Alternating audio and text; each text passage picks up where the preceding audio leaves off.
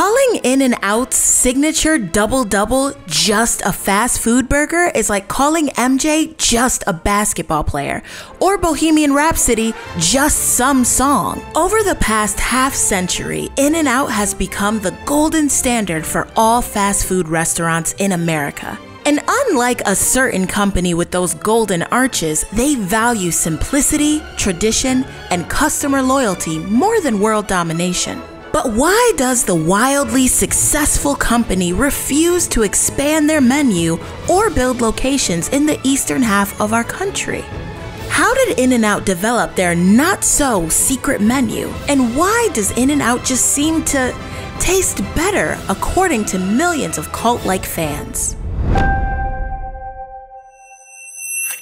In the mid-1940s, Harry Snyder, a World War II veteran living just outside of Seattle, meets Esther Johnson, a former nurse for the U.S. Navy. By October of 1948, Esther Johnson is now Esther Snyder, and the newlyweds move to Southern California, where they open the first In-N-Out burger in Baldwin Park. Inside the restaurant, Harry cooks the burgers while Esther handles the books and occasionally peels potatoes. Later that year, Harry creates a two-way ordering system that allows customers to order from inside their cars. The restaurant didn't have space for car hops, but still needed to live up to the In-N-Out name, so they basically perfect the modern drive-thru. Nice! In the 1950s, In-N-Out's reputation in Southern California is steadily growing as they open several new locations.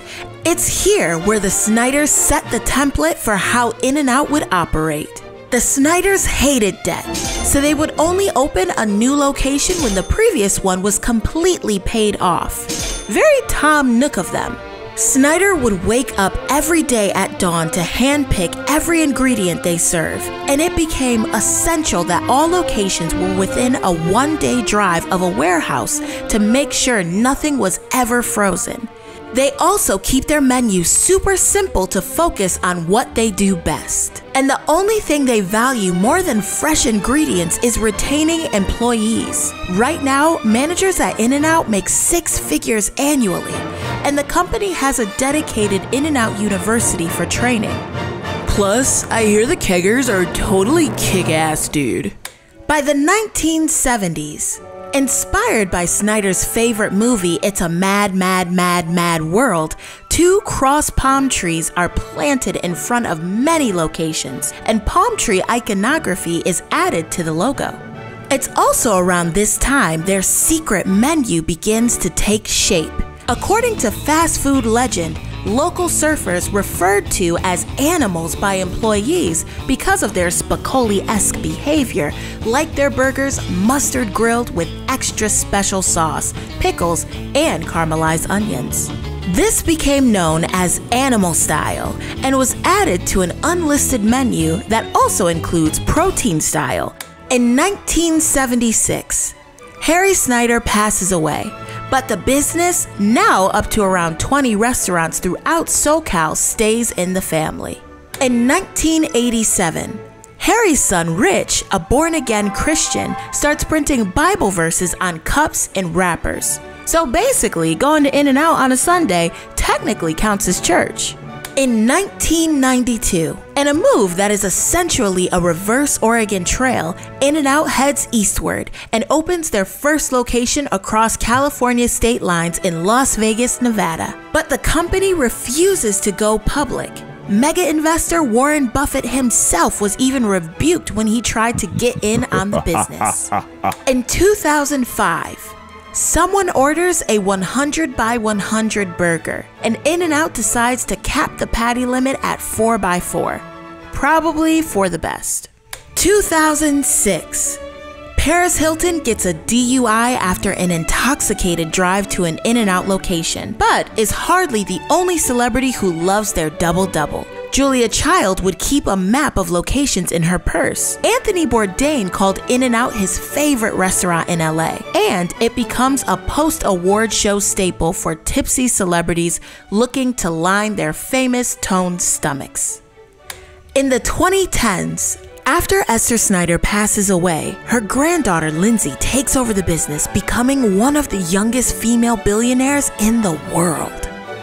In 2018, in a rare move, hot cocoa is added to the menu, and you can now find locations in Oregon and Texas. Yeehaw! In 2019, the story of a wayward In-N-Out burger found on the streets of New York goes viral, but unfortunately wasn't a sign of things to come. Someone just dropped a burger they brought from California. You'd think they'd be more careful with that. In 2020, In-N-Out opens a location in Colorado, where hungry customers line up for 14 hours to get their fix. But to be fair, at least some of them were probably very stoned. In 2021, the Daily Paws TikTok account features a secret dog-centric menu, including the aptly named Pup Patty. Talk about animal style. Anyway, we salute you, In-N-Out, for sticking with simplicity, paying your managers well, and providing sites like Thrillist with a seemingly endless amount of content.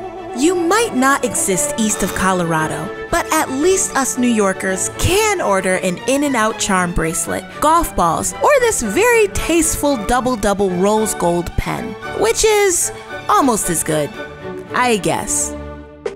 Hey y'all, if you like this video, make sure to subscribe to our channel and comment on what you want us to cover next. We might not actually do it, but we'll definitely read the comment. Thanks!